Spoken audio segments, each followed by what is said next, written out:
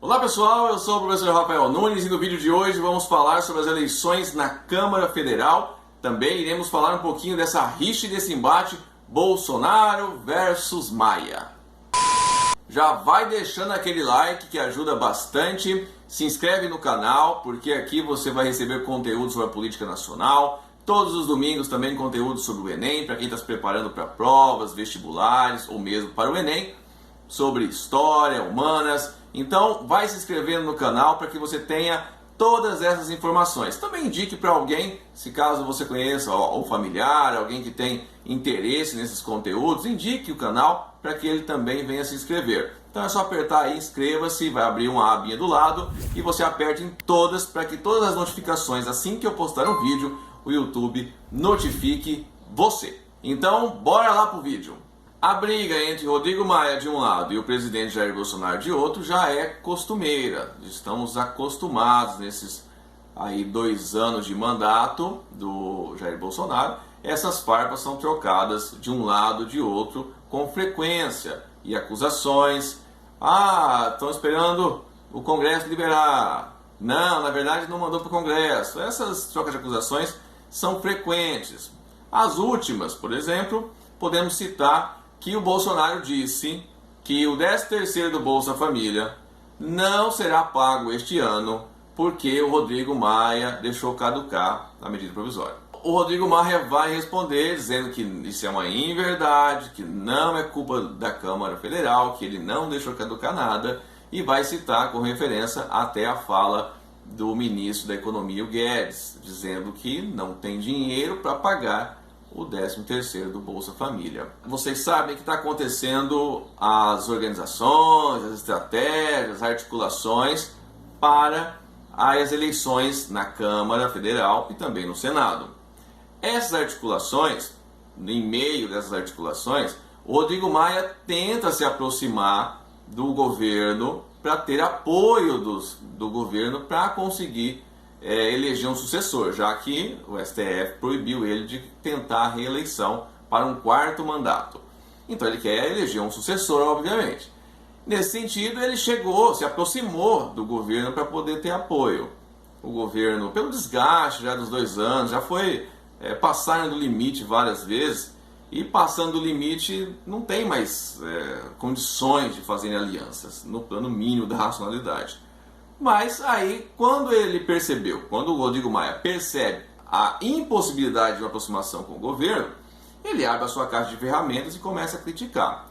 No começo da semana passada, ele vai criticar o Pazuello, que é o ministro da Saúde, falando que ele é incompetente, que ele tinha vindo com uma ideia de esse aqui é o cara da logística, e que de logística ele não conseguiu implementar nada, e ele vai fazer sérias críticas.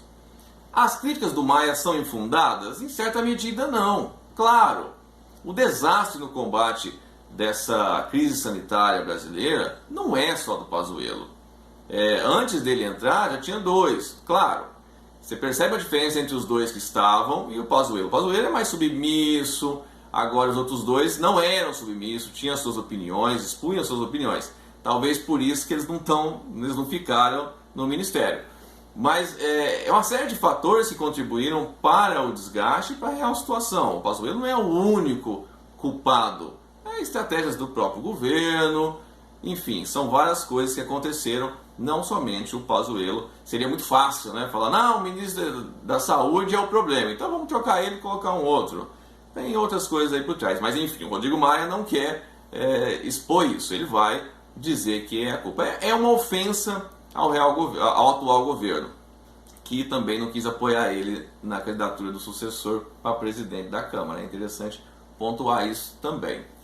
A outra questão agora dos últimos dias é que o Rodrigo Maia vai dizer que está esperando para levar adiante a junção do PIS e COFINS, que são 2 impostos federais, para juntar eles em um apenas. Que até é promessa de campanha e tudo deles. No plano econômico, o Maia e o Bolsonaro falam a mesma língua.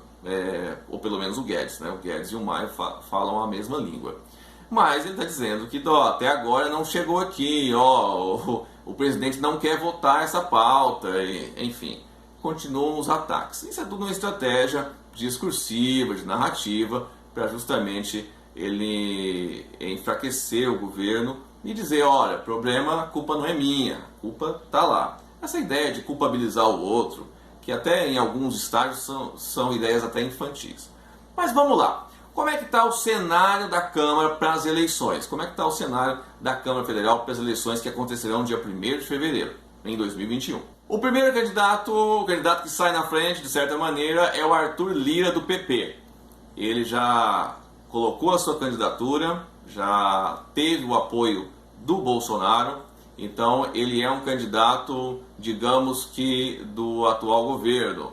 No entanto, o Bolsonaro não engajou tanto na campanha dele ainda, pelo menos até o momento não, mas está apoiando o Arthur Lira como o representante dele aí na disputa para a presidência da Câmara. Então o primeiro candidato é o Arthur Lira. O outro candidato é o Luciano Bivar, esse é do PSL. PSL já não é mais o partido do presidente, mas comunga de ideologias, de ideias muito pertinentes da campanha e que, de certa maneira, dá para ilustrar bem o pessoal que apoia ou o próprio presidente Bolsonaro. Esse é o nosso segundo candidato. O nosso terceiro candidato é o candidato da chapa do Rodrigo Maia. E esse ainda é uma incógnita. Não sabe se vai ser o Baleia Rossi, não sabe se vai ser o Aguinaldo Ribeiro.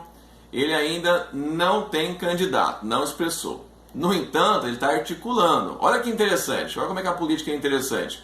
Por mais que ele não sabe ainda qual que é o candidato, que vai unir e agregar toda essa galera contra o Arthur Lira ou Luciano Bivar, ele está aglutinando pessoas. Tem a galera dele já, né, o povo dos maias, mas maias não os maias que foram povos, né, pré-colombianos, assim dizemos, pré-colombianos, que viveram antes do Colombo chegar nas Américas. Não é desses maias não, é os maístas, já que o pessoal está gostando desses termos, são os maístas.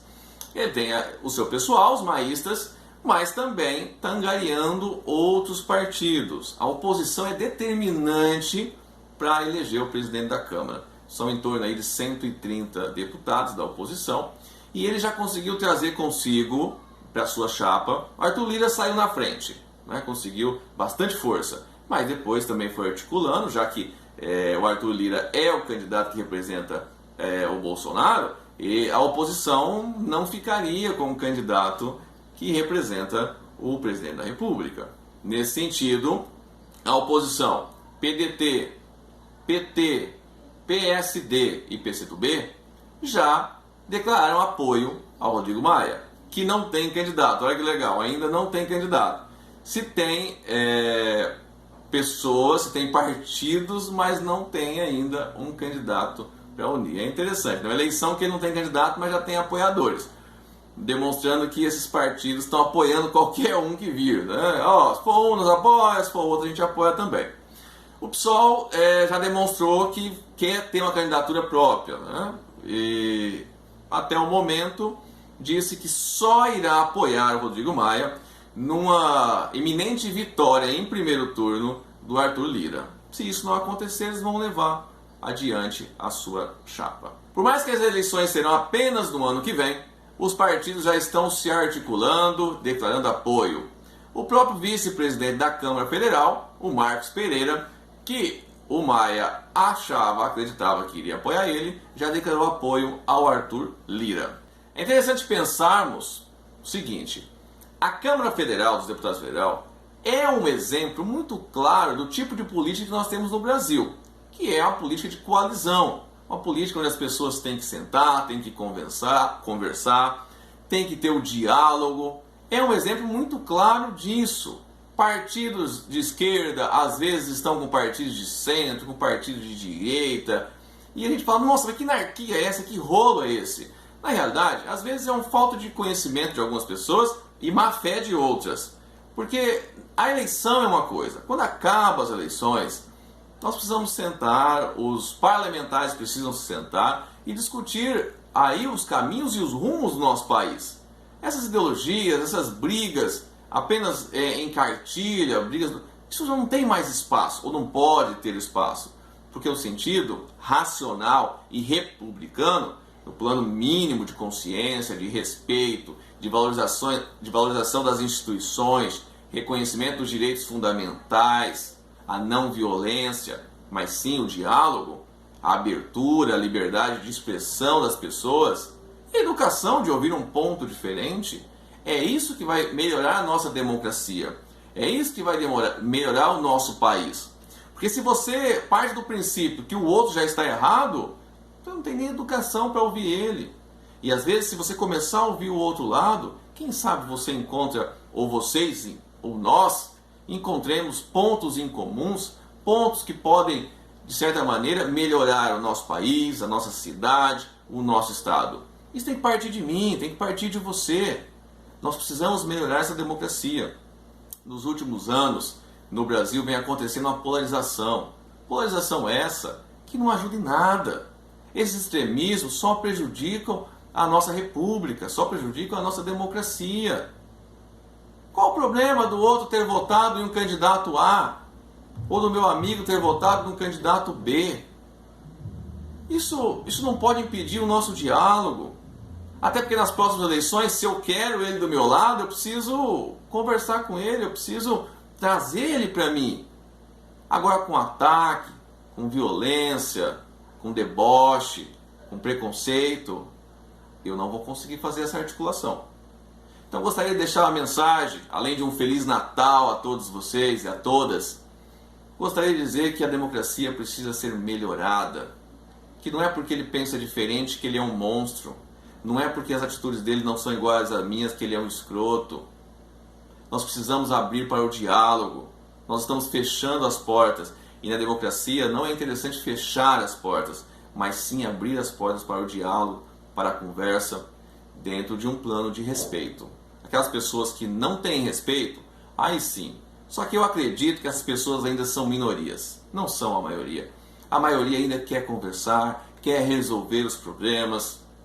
E aí, pensando nisso, eu entendo que nós, enquanto intelectuais, nós, enquanto pessoas pensantes, precisamos produzir cultura e mudar essa ideia de polarização, até violenta, que pode desembocar em problemas muito tristes e até em sangue, na realidade.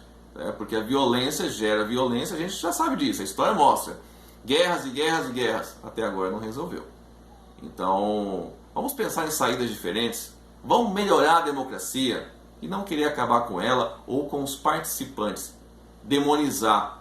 Não vamos demonizar os participantes da democracia, vamos chamar eles para o diálogo, vamos conversar, vamos tentar transitar de um lado e o outro para fazer um país melhor. Vamos lá então tentar em 2021 melhorar a nossa política sempre, começando sempre por você, por mim, somos nós que melhoramos a democracia. E você, qual a sua opinião? Escreva nos comentários, vamos discutir, vamos conversar sobre o assunto. É a política de coalizão que vai levar o país, Brasil, para ser um lugar mais humano, menos desigual? Ou não? Temos que ser radicais, extremistas?